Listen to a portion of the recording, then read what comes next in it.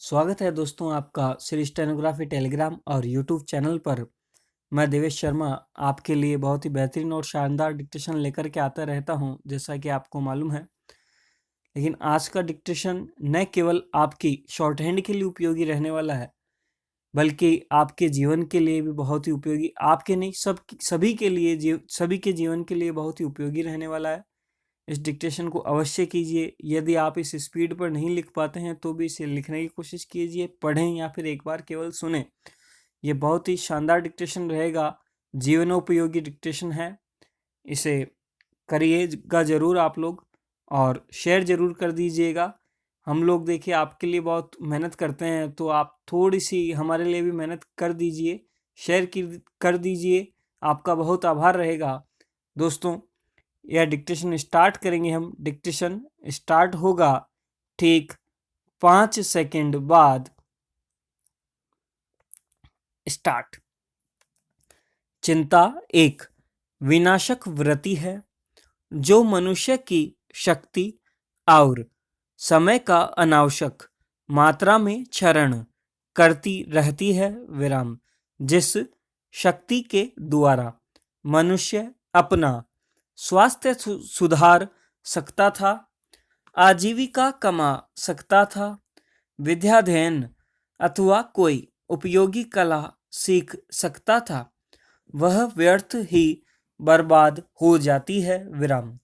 जितने समय को वह शारीरिक, मानसिक, आर्थिक अथवा किसी अन्य प्रयोजन में विकास के काम में लगा सकता था, उसे छोटी छोटी बातों की चिंताओं में ही गवाता रहता है। विराम।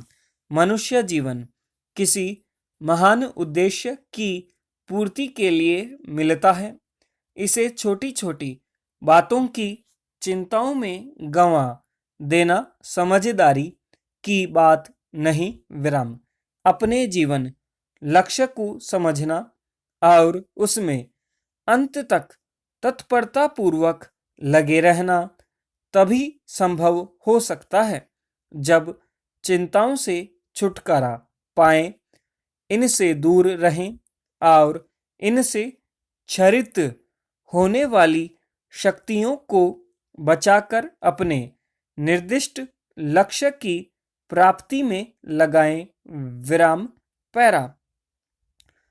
चिंताओं से मनुष्य की रचनात्मक क्रिया शक्ति में थोड़ी कमी हो जाती अथवा थोड़ा समय ही बर्बाद होकर रह जाता तो भी विशेष हानि न थी। विराम। दैनिक कार्यों में चलने, उठने, बैठने और अन्य कई ऐसे कार्य होते हैं जिनमें निष्प्रयोजन कुछ शक्ति भी लग जाती है, कुछ समय भी। विराम। किंतु उसकी हानि भी वहां समाप्त हो जाती है। विराम।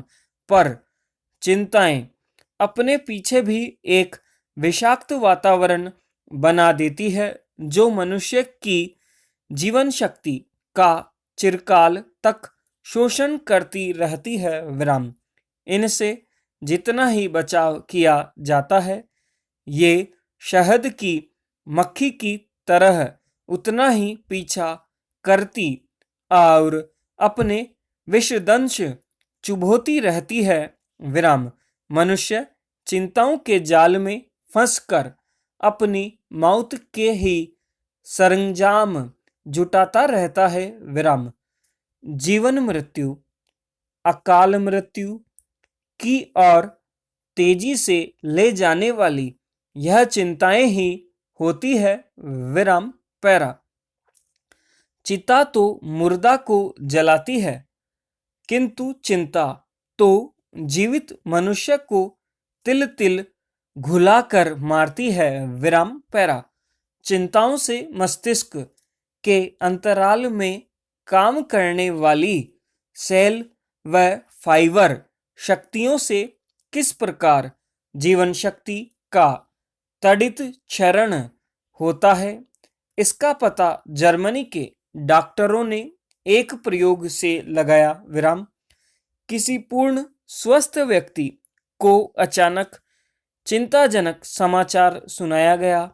विराम इससे घबराकर वह उठने लगा तो उसे चक्कर आ गया और वह गिर गया। विराम डॉक्टरों ने शारीरिक परीक्षा के बाद देखा कि उसकी इतनी शक्ति एक ही झटके में समाप्त हो गई, जिससे वह 1 सप्ताह तक लगातार श्रम कर सकता था। विराम चिंताएं मस्तिष्क को उत्तेजित करती है, जिससे शक्ति का बुरी तरह अपव्यय होता रहता है। विराम इससे मनुष्य के सौंदर्य, शारीरिक बल और ज्ञान का नाश होता रहता है। विराम पैरा चिंता जीवन की शत्रु है।